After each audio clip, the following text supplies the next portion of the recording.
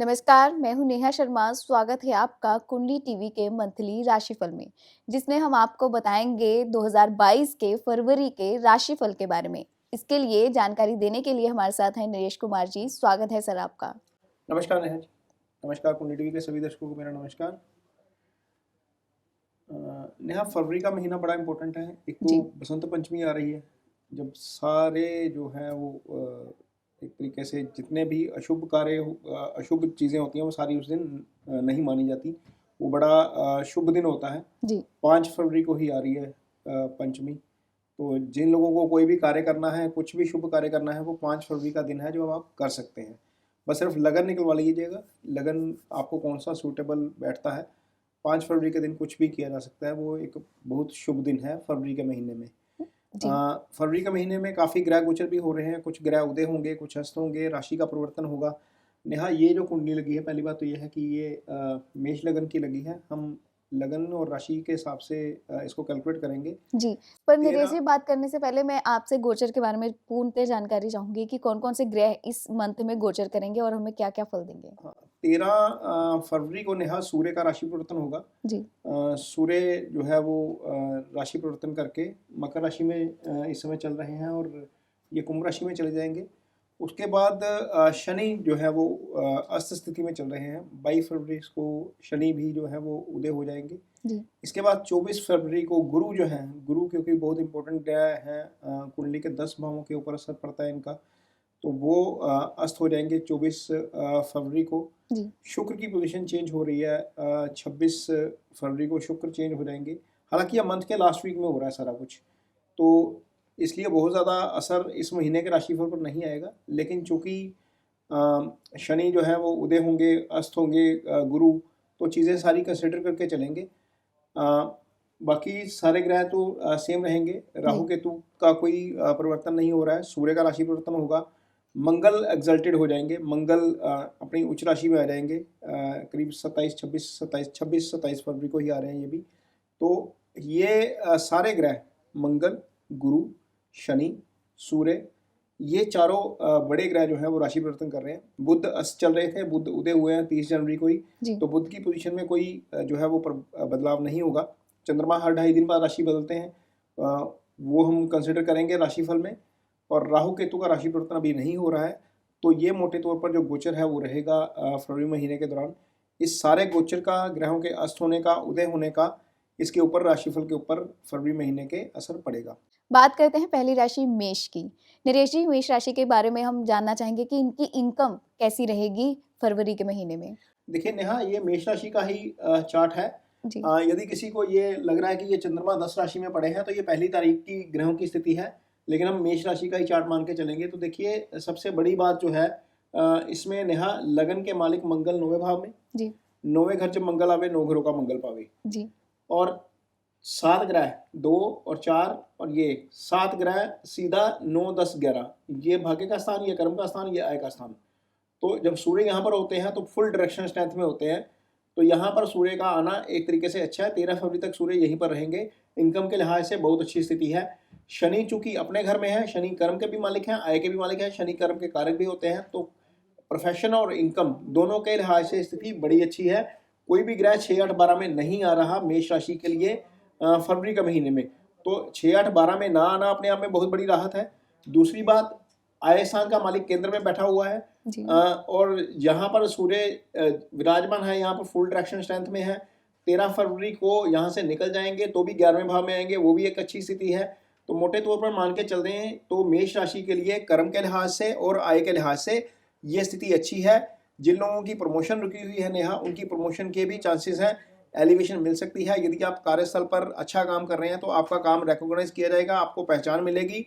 यदि आप बिजनेस कर रहे हैं तो आपकी इनकम में वृद्धि हो सकती है, आपकी रुकी हुई पेमेंट जो है वो वापस आने के योग बन रहे हैं। जी, यानी कि मेष राशि वालों के लिए खुशी की बात है कि फरवरी महीने में उनके पैसे की बढ़ोतरी हर तरीके से होगी ही। तो अब आगे बढ़ते हैं, ये हो गई इनकम की बात। तो नरेश जी, हेल्थ के लिहाज से मेष राशि के लिए कैसा समय रहेगा ये? नेहा, सिर्फ एक चीज का ध्यान रखना है मेष राशि के जातकों को, चूंकि ये अष्टम में है जी। और राहु दूसरे भाव में पड़े हुए हैं, तो ऐसा हो सकता है कि थोड़ा सा ड्राइविंग को लेकर केयरफुल रहना पड़ेगा, क्योंकि केतु यहाँ पर है तो केतु यहाँ पर थोड़ा सा डिस्टर्ब कर सकते हैं, दुर्घटना के योग हो सकते हैं। अदरवाइज यदि हम फिजिकल वेलबींग की बात करें तो यहाँ से बीमारी देखी जाती है। ये रोग ऋण शत्रु का भाव है, यहाँ के मालिक बुध बनते हैं इस कुंडली में, और बुध अपने से पंचम स्थान में है। तो पंचम में जाना, छठे का अपने से पंचम में जाना और केंद्र में रह जाना अच्छा है एक तरीके से। सेहत को लेकर कोई बहुत ज़्यादा लंबी चौड़ी दिक्कत नहीं आएगी, चूंकि राहु दूसरे भाव में विराजमान है, छठे को देख रहे हैं, तो ऐसा हो सकता है कि आप कुछ ऐसा खा लें या कुछ ऐसी स्थिति आपके सामने आ जाए, किसी फंक्शन में जाना पड़े, वहाँ पर ओवर ईटिंग हो जाए, तो उससे आपको थोड़ी सी गैस्ट्रिक प्रॉब्लम आ सकती है, क्योंकि राहु जहाँ पर विराजमान है वो आपको उकसाएंगे खाने के लिए। आप अपने इसके ऊपर स्वाद के ऊपर कंट्रोल थोड़ा रखेंगे तो ज़्यादा बेहतर रहेगा। अदरवाइज मोटे तौर पर हेल्थ को लेकर मुझे कोई बहुत ज़्यादा दिक्कत इस कुंडली में नज़र नहीं आ रही नेहा, क्योंकि फॉर्मेशन ऑफ प्लैनेट कुछ इस तरह की है कि सारे ग्रह इस तरफ आ गए हैं 9, 10, 11 में, और इस भाव का मालिक जो है यहाँ पर पहले अस्थिति में थे, अब चूंकि उदय हो गए हैं, वो भी एक तरीके से अच्छा है। तो छठा भाव बहुत ज़्यादा पीड़ित नज़र नहीं आ रहा है, सिर्फ राहु की दृष्टि है, कोई और बुरी दृष्टि इस पर पड़ नहीं रही। छठे भाव के मालिक के ऊपर भी कोई बहुत ज़्यादा प्रभाव नहीं है, सूर्य आगे निकल जाएंगे, शनि के साथ रहेंगे, तो इतनी लंबी चौड़ी हेल्थ को लेकर मुझे कोई इशू नज़र नहीं आ रहा।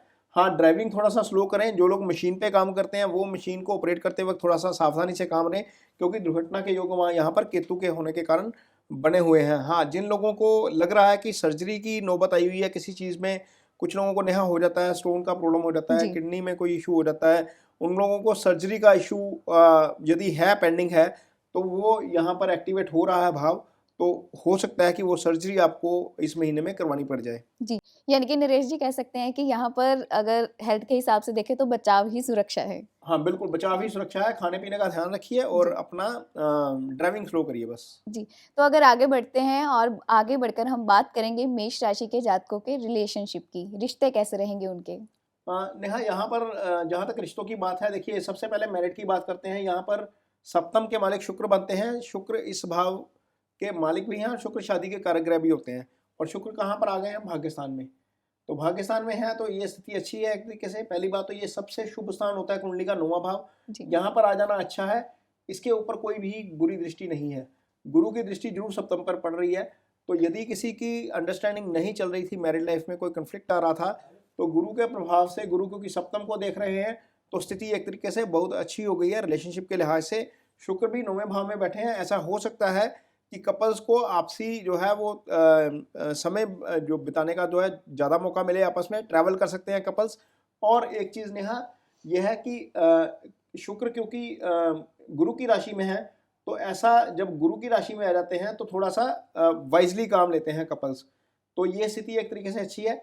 जहाँ तक हम सिंगल्स की बात करते हैं तो नेहा फरवरी का महीना वैलेंटाइन डे भी है, जी, बिल्कुल। तो वैलेंटाइंस डे के दिन ही रादर यहाँ पर सूर्य की पोजीशन चेंज होगी। सूर्य यहाँ से 13 फरवरी को चेंज होंगे और 14 फरवरी को वैलेंटाइन डे होता है, तो यहाँ से सीधा पंचम देखेंगे। गुरु यहाँ पर ऑलरेडी विराजमान है, तो ये भाव एक्टिवेट हो गया है।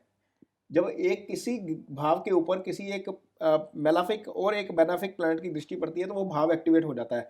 तो मेष राशि के जातकों के लिए पंचम एक्टिवेट है। जी। जिसको अपने दिल की बात एक्सप्रेस करनी है खुल के कहिए, हो यहाँ पर 100% चांसेस हैं कि आपकी बात जो है वो आपके जो भावनाएं हैं वो शायद एक्सेप्ट कर ली जाएंगी। जिसके साथ भी आप लगाव रखते हैं, जिसके साथ भी आपका इमोशनली टच है, तो एक्सप्रेस जरूर करिए अपने आप को, क्योंकि भाव एक्टिवेट है, ये सबसे बड़ा एडवांटेज है। नहीं तो नॉर्मली नेहा ऐसा होता नहीं है कि ये भाव एक्टिवेट हो जाए, जी। ये भाव उसी दिन एक्टिवेट हो रहा है, एक दिन पहले रादर, क्योंकि 13 को सूर्य चेंज होंगे, गुरु पहले ही वहीं पर है, दोनों एक दृष्टि से पंचम को देखेंगे और ये भाव एक्टिवेट हो जाएगा। तो रिलेशनशिप के लिहाज से भी स्थिति मेष राशि के लिए काफ़ी अच्छी है। जी, यानी कि ये स्थितियाँ आपको ध्यान में रखनी होंगी और इसी के साथ आगे बढ़ते हैं, बात करते हैं उपायों की।